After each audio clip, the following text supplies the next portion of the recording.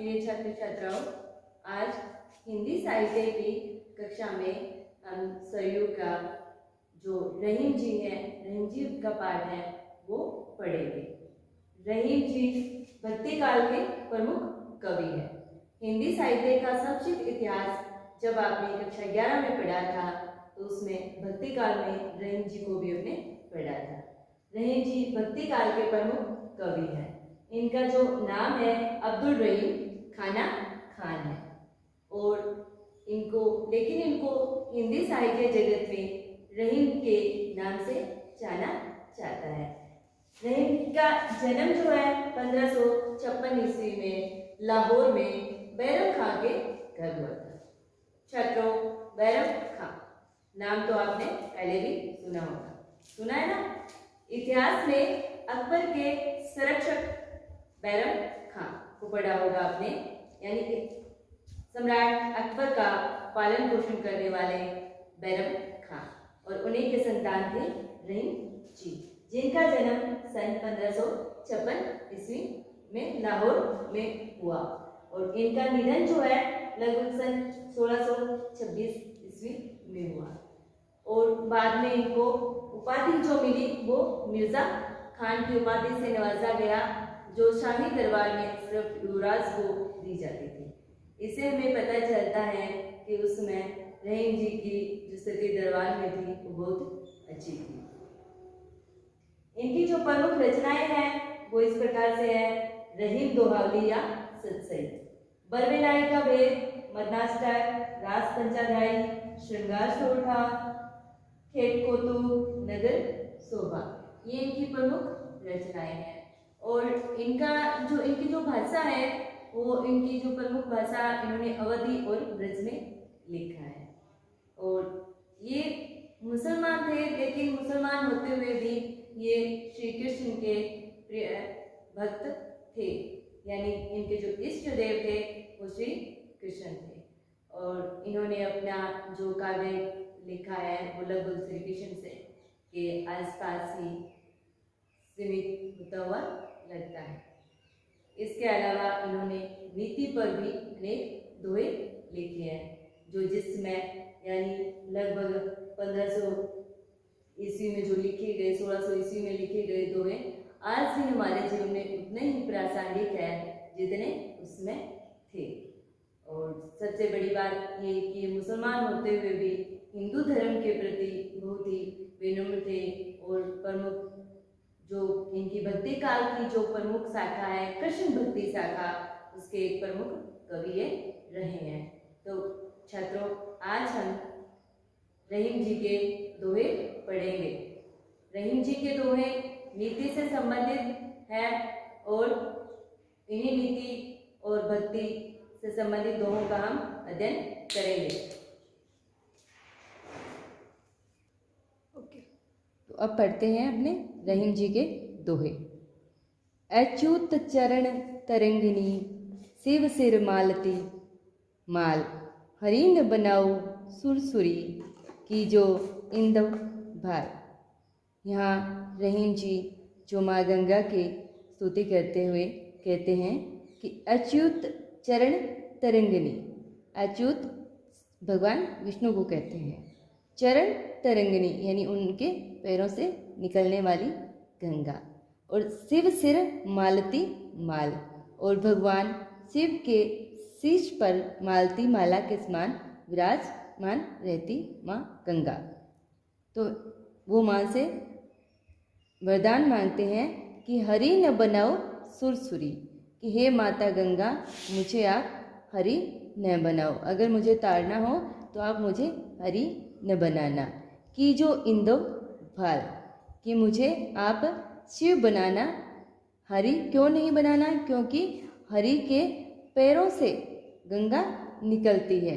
तो हरि न बनाओ सुरसुरी, कि जो इंदो भाल, मुझे तो शिव क्या बनाना, ताकि उस शिव के समान बनाना, ताकि मैं आपको अपने शीश पर धारण कर सकूं।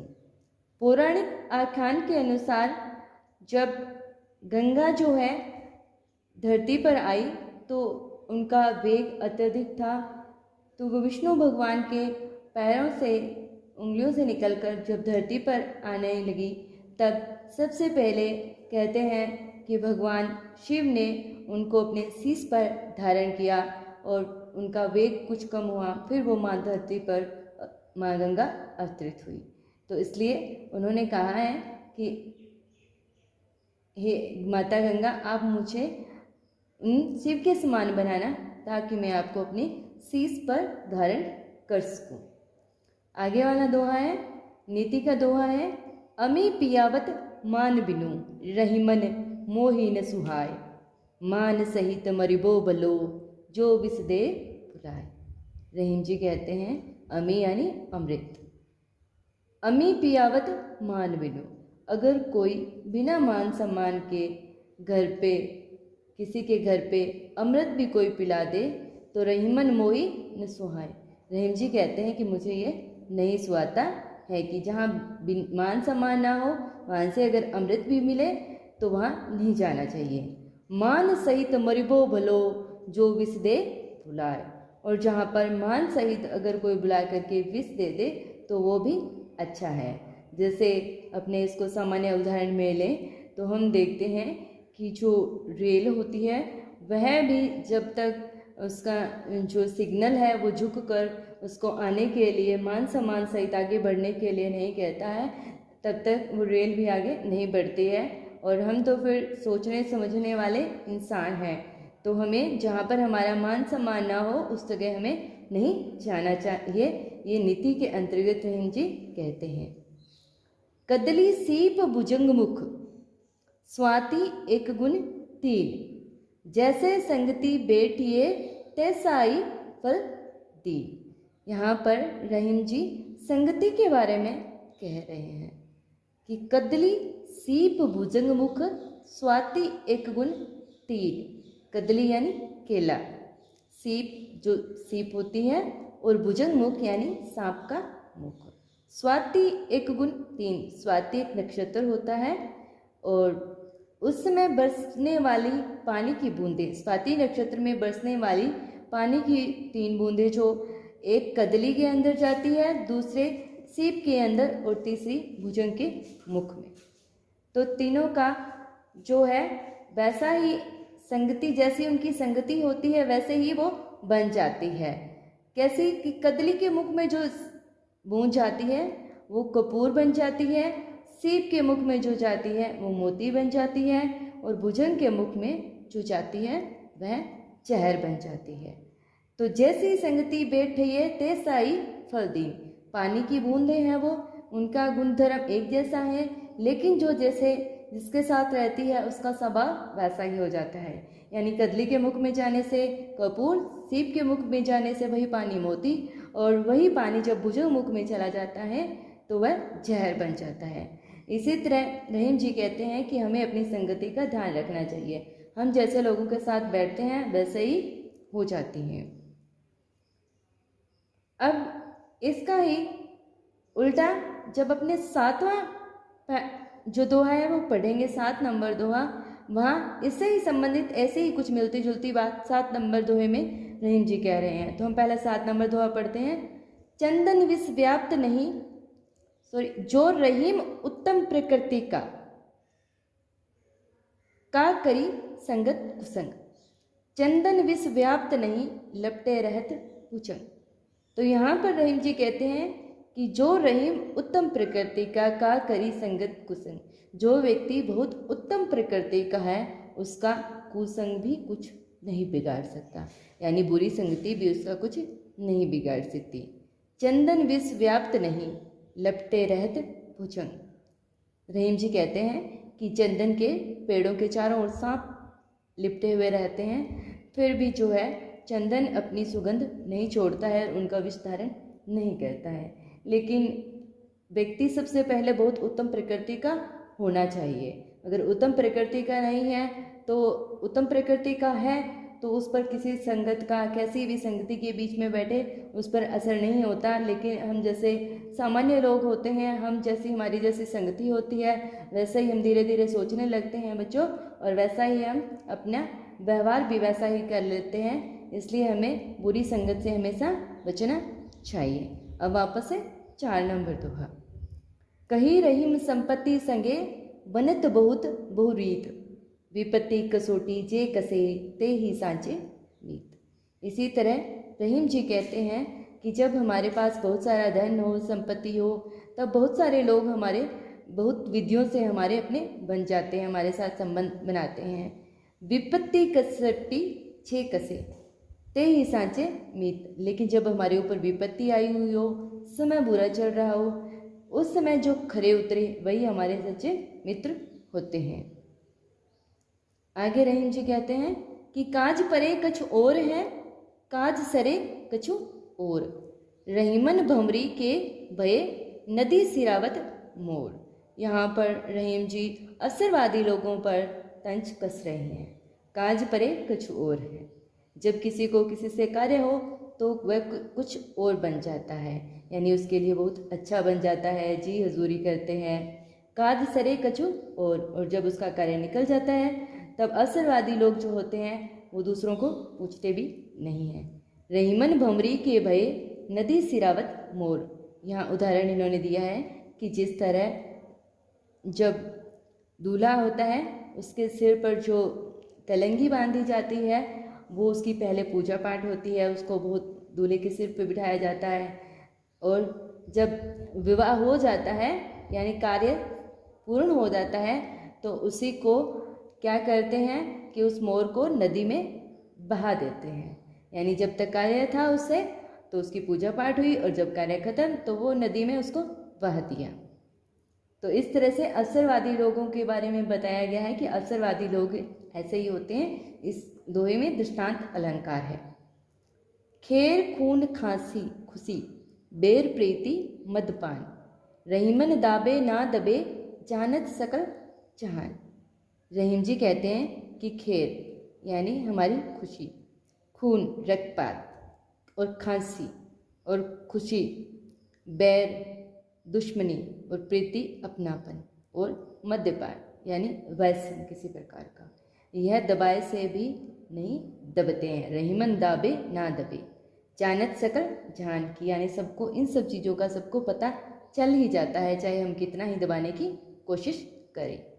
आगे रहीम जी कहते हैं जो रहीम उत्तम प्रकृति का, ये तो अपने दोहा कर चुके हैं पहले ही।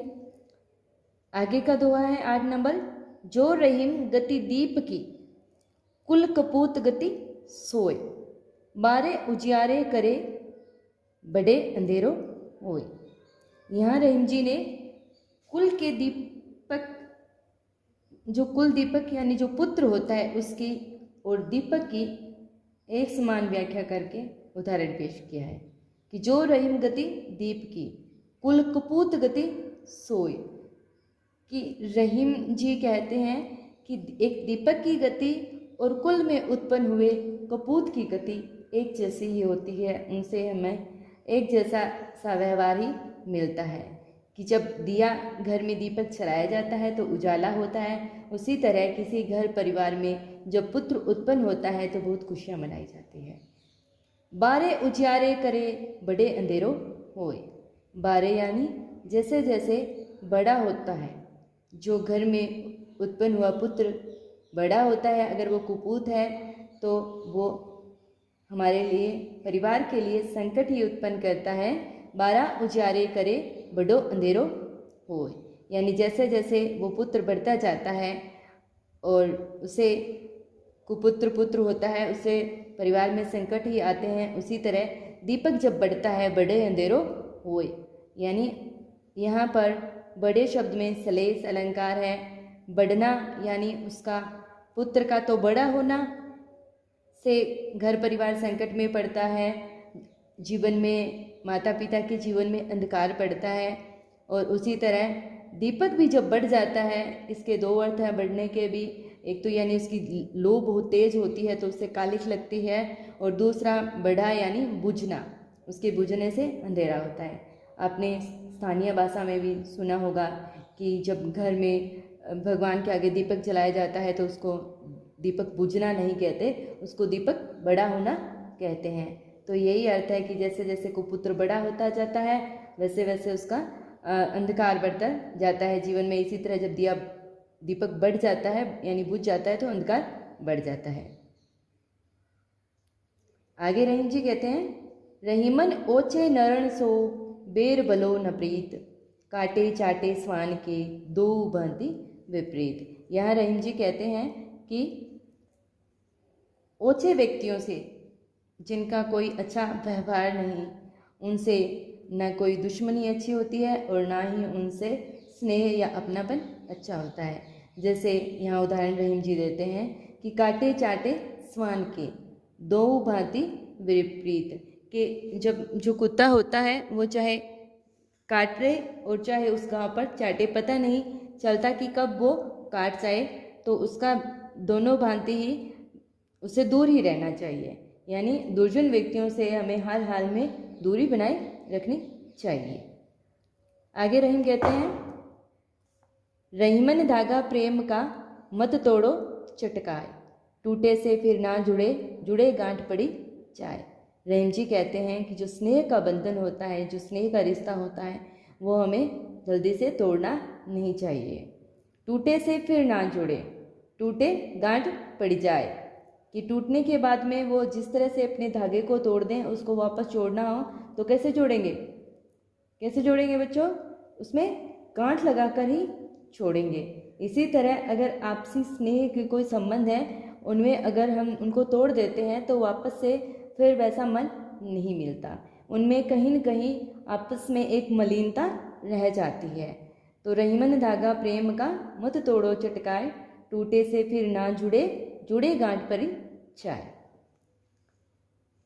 आगे का दोहा है, रहीमन पानी राखिए बिनु पानी सब सून, पानी गए न उबरे मोती मानस चून। रहीम जी कहते हैं कि आप रहीमन पानी राखिए बिनु पानी सब सून, पानी गए न उबरे मोती मानस चून। यानी इस दोहे में जो है श्लेष अलंकार है। रहीमन पानी राखिए बिनु पानी सब सून। रहीम जी कहते हैं कि हमें हमेशा पानी को बचा कर रखना चाहिए, बिना पानी के सब सून है, यानी सब बिना पानी के कुछ भी नहीं है जीवन में। पानी गए न उबरे मोती मानस चून, इस पानी शब्द में श्लेष अलंकार है। श्लेष का अर्थ होता है चिपका हुआ या जुड़ा हुआ। अब इस पानी शब्द के साथ तीन अर्थ जुड़े हुए हैं। पानी गए न उबरे, मोती मानस चून। मोती के साथ पानी का अर्थ है उसकी चमक। अगर मोती की चमक चली जाए तो उसकी कोई अहमियत नहीं रहती, उसका कोई मूल्य नहीं रहता। मानुष यानी मनुष्य के लिए पानी का अर्थ है इज्जत। अगर मनुष्य की इज्जत चली जाए तो उसका कोई जीवन नहीं रह जाता। और चून, राजस्थानी में इसको आटे माना गया है और कुछ अलग अलग इसके अर्थ निकाले गए हैं। यानी अगर पानी के बिना उस आटे का कोई महत्व नहीं रह जाता। तो इस पानी शब्द में श्लेष अलंकार है और इस पानी शब्द से तीन अर्थ जुड़े हुए हैं। मोती के लिए पानी का अर्थ है चमक, मनुष्य के लिए है इज्जत और चून के लिए पानी पानी है। प्रीतम छवि नैनन बसी पर छवि कहाँ समाए, बीर परी सराय रहीम लखी पथिक आप फिर चाय। यहाँ रहीम जी कहते हैं कि मेरे हृदय में तो श्री कृष्ण की छवि ही बसी हुई है, यानी किसी एक व्यक्ति की या एक भगवान की छवि बसी हुई है, तो पर छवि कहाँ समाई, उसमें दूसरी छवि कहाँ से समा सकती है। इन्होंने आगे उदाहरण दिया है कैसे कि बरी सराय रहीम लखी पथिक आप फिर चाय, कि जिस तरह से भरी हुई सराय यानी धर्मशाला में लोग आते हैं और पहले से अगर वो भरी हुई होती है, उसमें ठहरने का जगह नहीं होती है तो वो चले जाते हैं। इसी तरह मेरे नैनों में श्री कृष्ण की छवि समाहित है, वहाँ कोई किसी और के लिए जगह नहीं है। आगे रहीम जी कहते हैं, यो रहीम जस होत है उपकारी के संग, बांटन मारे के लगे जो मेहंदी को रंग। रहीम जी कहते हैं कि हम लोग अगर उपकारी व्यक्ति के साथ, अच्छे व्यक्तियों के साथ, सज्जनों के साथ रहते हैं तो हमारा जीवन भी अच्छा हो जाता है। उसके कुछ गुण हमारे अंदर भी आ जाते हैं या उसके कुछ जो आदतें हैं हम भी धीरे धीरे अपनाने लगते हैं। कैसे? इन्होंने उदाहरण दिया है कि बांटन मारे के लगे जो मेहंदी को रंग, जिस तरह मेहंदी अगर कोई बांटने वाला है तो भी वो मेहंदी जो है उस हमारे हाथों पर, उस बांटने वाले के हाथों पर अपना रंग छोड़ देती है। इसी तरह कार्य भले ही उस मेहंदी का हो, लेकिन उस उपकार करने वाले व्यक्ति के भी कुछ न कुछ असर होता है। आगे रहीम जी कहते हैं, बिगड़ी बात बने नहीं, लाख करे किन कोय। रहीम जी कहते हैं कि बिगड़ी बात बने नहीं, लाख करे किन कोय, रहीमन फाटे दूध को मथे न माखन होर। यहाँ पर रहीम जी कहते हैं कि एक बार बात अगर बिगड़ जाए, परिस्थितियाँ अगर बिगड़ जाए तो वह जल्दी से नहीं ठीक होती। इसलिए हमें अपनी परिस्थितियों को पहले से ही संभाल कर उन परिस्थितियों पर नियंत्रण रखना चाहिए या ऐसा कार्य नहीं करना चाहिए जिनसे हमारे जीवन में विपरीत परिस्थितियाँ आई। रहीमन फाटे दूध को मथे न माखन होए। रहीम जी कहते हैं जिस तरह से दूध फट जाता है उसको कितना ही मथो, दही जमा करके उसमें से माखन नहीं निकलेगा। यानी अगर परिस्थितियाँ कोई बात बिगड़ जाती है तो उसको वापस सही होने में या तो बहुत समय लगता है या फिर वो वैसे पहले की जैसे परिस्थितियाँ हो ही नहीं पाती है। आगे का दोहा है, मथत मथत माखन रहे दही मही बिलगाय, रहीमन सोई मीत है भीर परे ठहराए। यहाँ पर रहीम जी ने दही और माखन का उदाहरण देकर के समझाया है कि विपरीत परिस्थितियों में जो हमारे साथ रहे वही हमारे मीत है। कि मथत मथत माखन रहे दही मही बिलगाय, कि जिस तरह से अपने दही को मथते हैं तो जो छाछ है वो तो अलग हो जाती है, लेकिन माखन कभी भी अलग नहीं होता। यानी रहीम सोई मीत है भीर परे ठहराए, यानी विपरीत परिस्थितियों में जो हमारा साथ दे वही हमारा सबसे अच्छा मित्र या हमारा शुभचिंतक होता है। तो ये थे बच्चों रहीम जी के कुछ दोहे जो अपने इस अध्याय में पढ़े। धन्यवाद।